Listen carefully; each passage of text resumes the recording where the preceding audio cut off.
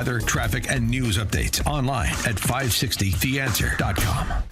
This hourly segment brought to you by Unleash Your Wealth with Raj Shah and Rick Borick this Saturday at 7 a.m. and 2 p.m. Learn more at scwealthadvisors.com. Now, from the Signature Bank Studios. If you're looking for the latest news, insight into what it means, and the sharpest opinion, there's only one station in Chicago where you can turn, and it's this one. We're AM 560, The Answer. Top of the morning, Dan Proft here. Mentioned this guy yesterday, but just a refresher. Daniel Goulden is part of the New York City Democrat Socialists of America Steering Committee, an august position.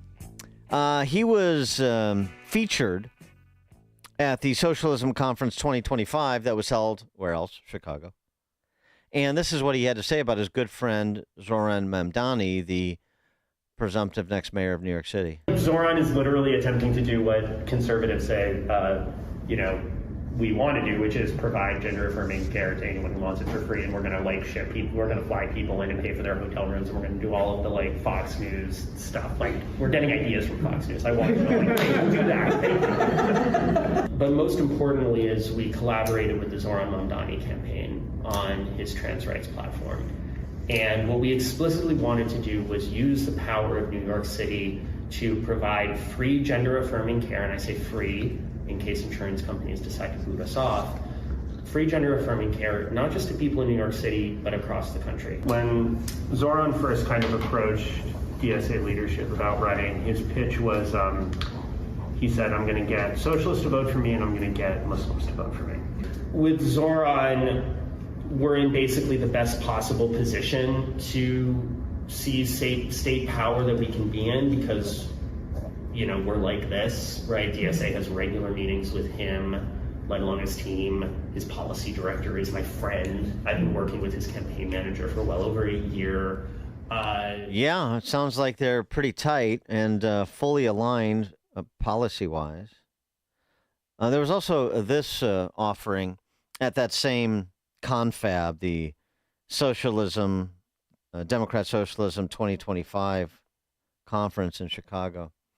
On the nuclear family, they went full Black Lives Matter, of course, because Black Lives Matter was a neo-Marxist organization, too. Like the current neo-Marxist party that call themselves Democrats. And on that revolutionary horizon, want to perform abortions in a church, but before it's all said and done.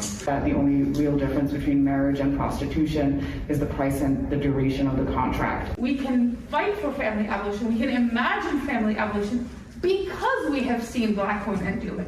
Because we have seen these... Imagining family abolition. Remember, fully aligned with Zoran Mamdani inside his campaign. We know the experience of Brandon Johnson. I don't need to belabor that point. Katie Wilson just won the primary for mayor of Seattle. Same program. Good piece about Alan Kors. Alan Charles Kors is a wonderful academic, now a emeritus professor at University of Pennsylvania. I mean, almost 30 years ago, he wrote a book called The Shadow University about what was happening on college campuses you should pick up. But he makes the point that I've made many, many times on this show. He probably made it before me. I probably got it from him, and I just didn't even know I stole it. He laments that socialism has yet to be held accountable for the scale of its crimes. So he would say, he's not saying this, but he basically predicted that you would have Brandon Johnsons and Zoran Mamdani's and Katie Wilson's and Omar Fatah's and Brandon Scott's. And I could go on as you just go around the country and look at the big cities.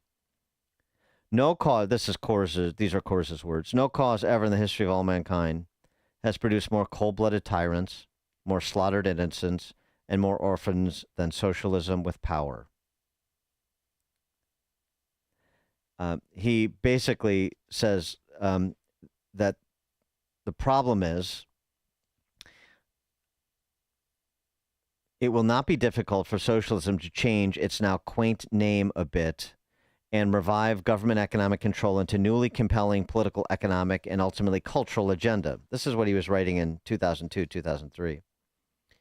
Wherever socialism is implemented, quote, its vision of the abolition of private property, economic inequality, and the allocation of capital and goods by free markets culminated in the crushing of individual economic, religious, associational, and political liberty. But the problem is when we don't teach and embrace liberal society, small l, voluntary exchange and free markets, which produce the greatest alleviation of suffering, the greatest liberation from want and ignorance and superstition, and the greatest increase of bounty and opportunity in the history of all human life, Course's description, we open a path that Zoran Mamdani can exploit, and he is. I mean, Course points out, well, it's pointed out in this piece about Course. I mean, good grief. He is talking about, and Brandon Johnson is efforting government-owned grocery stores because there was never a general reckoning for the agricultural deprivation under socialism that caused famines everywhere it was implemented. It's just remarkable, but it's going to keep happening until it's confronted straight away. And we just haven't done a good job of doing that. We haven't done a good job of confronting it straight away. It's always sort of a last minute, all hands on deck emergency response. Once a flim-flammer like Mamdani or Brandon Johnson is elected or is on the poise of being elected. We're too busy or we're too afraid to criticize people that have shrill and surprisingly small popular support until it metastasizes with overwhelming media coverage into general identitarian support, where someone can go into the race in New York City saying, all I need is socialists and Muslims and I can win. And then he has socialists and Muslims and at least a plurality, if not a majority, of Jewish likely voters in New York City because of the power of the media's blowtorch to turn him into something he's not, and to mute some of the statements he's made about violence just being a construct and basically from each according to his needs to each from each according to his means to each according to his needs, which Elizabeth Warren was standing next to him saying is the Democrat Party's message. There you go. Stephen Moore is economist, author of The Trump Economic Mural and the Plan to Unleash Prosperity Again, co-author with Art Laffer. Steve, thanks for joining us. Appreciate it. Hey, Dan. Good to be with you. Well said. But people don't realize that the last, quote, great socialist leader of our time, of course, was Mao Zedong, who is, by the way, still on the currency in China. And this is a guy, you talk about government-owned grocery stores. They have those in China, by the way, and 50 million people starved to death. Yeah. Do you read about that in the history books? Depends which history books, but yeah, I mean, it's right. It's exactly. That's the point of we lament this all the time. The point of government education, but also it's not just the government schools. It's just the quality of the dialogue and information sharing, just in the general economy, which should be so much easier in the digital age than it was previously. But it doesn't seem like it's penetrating, at least not in big cities. You got to blame, you got to blame the schools because they don't teach. They don't teach real American history. They don't teach economics, so they don't teach common sense. But there's another factor at play here. So, we just last week came out with this Vote With Your Feet.net website. People should check that out. You can just click on Illinois, and you can click on any other state in the country. It's a big map. You just click on Illinois, and you can click on, say, Arkansas. Do you think more people move from Arkansas to Illinois or Illinois to Arkansas last year? Illinois to Arkansas. Yeah. What about Illinois? More people move from West Virginia to Illinois or Illinois to West Virginia? Oh, boy. That's tight. Those two states are usually pretty competitive, but I'm gonna give West Virginia the nod. More people move to West Virginia. Yeah. And so my point is that Illinois, I think, lost population to virtually every other state, maybe not to New York, because New York's losing a lot of people too. My point is New York in the last 10 years, you ready for this, has lost a net 2.5 million people and a net $100 billion of income because of their crazy left-wing policies. So what is going to happen, and I pray it doesn't happen, I go to New York about once a week up from D.C. Because I have a lot of business to do there, and New York City, which, when I started this, going up there 30 years ago, New York City is the home of Wall Street, for goodness sakes. And Wall Street back then was vibrant. You go up to Wall Street, and it was like a scene from Trading Places, with the vibrant floor, people trading on the floor, et cetera, et cetera. Now you go to Wall Street, and it's kind of dead. It's actually kind of sad.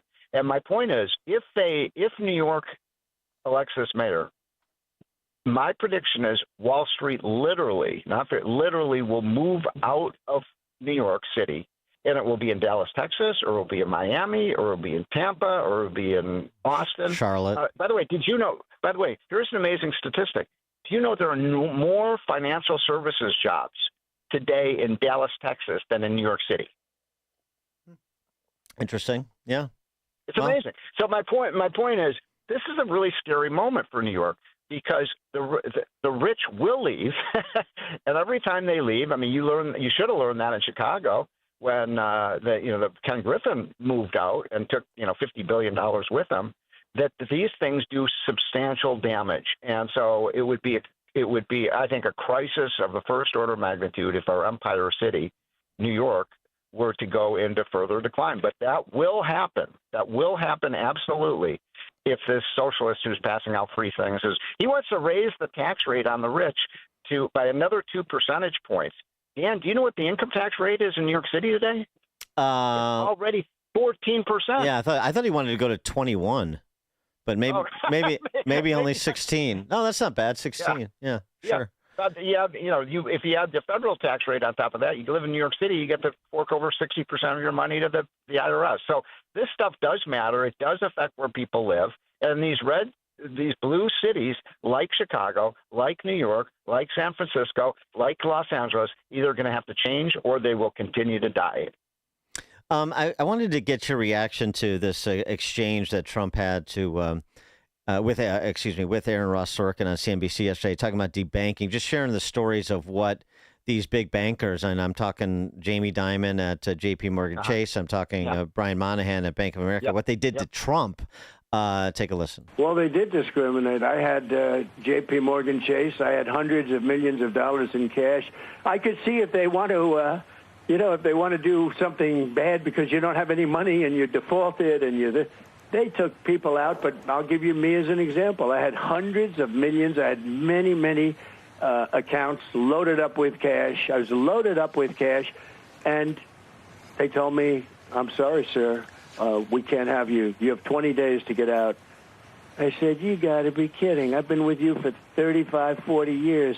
They said, and I had all this. I didn't know what to do with it. And I went to, and you could ask him, maybe he's not going to admit it. So I said, I was informed by my people that we have to get out of Chase Manhattan. That's Jamie and J.P. Morgan Chase. So I said, I can't believe it. Well, I was never in this situation before. I've never had anything like it. And it's not like, gee, you defaulted on a loan. Geez, if I could understand that, that's different. But there's no defaults. There's nothing but cash. I have a really great company. And then what happens is I call up Bank of America routinely because when I was president, this was after I got out, by the way, I call up Bank of America routinely, and I speak to him, and I speak to a couple of people, and they have zero interest. Brian was kissing my ass when I was president, and when I called him after I was president to deposit $1 billion plus and a lot of other things, more importantly to open accounts, which banks always like. They like accounts because they get interest-free, the overnights and things, there are a lot of reasons for it, but they like accounts. I had hundreds of accounts, and he said, we can't do it. No, we can't do it, so I went to another one. We talk about reckonings, Steve, and we're talking about reckonings with respect to Russiagate and other matters. Right. What about the big banks? Well, first of all, I did live through that in 2017 and 2018 and 2019 when the Russian collusion hoax was all the rage. And I used to go on CNN back then. That was my penance. And every night, people forget, virtually every single night for 18 months, the biggest story that CNN covered was the Russia collusion hoax. They've never apologized. They've never. Look. Sometimes people in the media get a story wrong. I get it. But for 18 months. And look, they believed it, Dan. Why? Because they wanted to believe it, right? They wanted to believe that this was a rigged election and so on and so forth. And so the banks, were debanking people. They were debanking people whose ideology they disagreed with. Now, this crisis has mostly ended. But my point is, why would these banks were actually putting ideology over their own financial interests? I mean, what kind of bank turns away a customer because they don't like their politics? Right. How stupid is that? Right. And I mean, I come from a free market perspective. So, I mean, if you don't want to take an account as a private enterprise, that's fine. Yeah, that's fine. But let's publicize this. Let's make sure we know everybody's views on this, and then to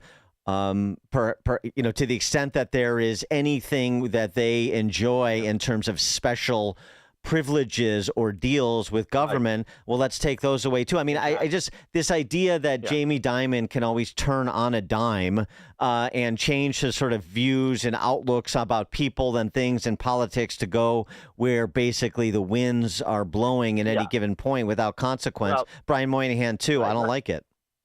Yeah. Well, let me tell you a quick story. About 6 months ago or so, I was asked by Yale School of Management. They have a big CEO conference. It's a very prestigious thing up in New York, once or twice a year. And many of the Fortune 500 CEOs sent what was going on, and they gave me like 15 minutes. And I'm sitting next to the of American Airlines, and Larry Fink was there of BlackRock, and all these, muckety mucks. Jamie Dimon was there.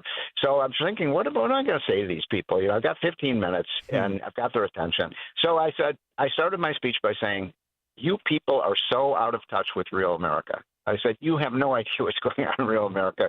All this woke stuff is completely and you're out of touch with Americans. I said, I told them about that famous study we did of the top 1% versus the rest of America, the cultural elite. The cultural elite want to get rid of air conditioning. They want to get rid of fossil fuels. They want blah, blah, blah. And they want, the school boards to decide whoever you go to send your kids to school, not the parents, et cetera, et cetera. And then the last thing I said, you want to know what this has led to? I used the example, the now infamous example of the Bud Light commercial. Remember that one? Yeah, Dylan Mulvaney. Right. Yeah. And they took a brand. Anheuser-Busch took a brand that was worth $35 billion, and they diminished it to about half that amount. So with one stupid woke ad, they lost $20 billion. And all of the CEOs started nodding, and they're like, that's true. And so now my point is, after I gave that speech, some were ready to throw tomatoes at me because they don't like to be lectured. But I can't tell you how many of these CEOs came up to me afterwards and said, you know what, you're right. And so I do think we're turning the tide a little bit. And I think the awakening was what happened in the 2024 election, where, the left really, the CEOs really believe that this is a center-left country. It is a center-right country. Steve Moore, economist, author of The Trump Economic Miracle, and one-man reckoning crew to corporate America. I love it.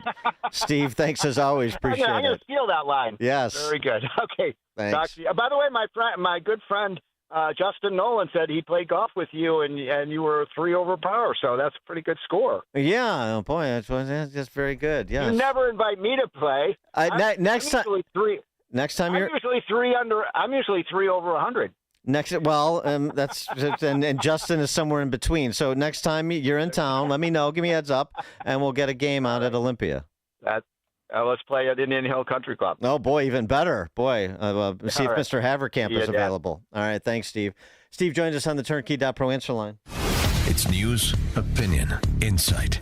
This is Chicago's Morning Answer on AM 560. The Answer. Gain insight into building strong marriages and raising godly children with Focus on the Family with Jim Daly each weekday at 11:30 a.m. on our sister station, AM 1160. Hope for your life.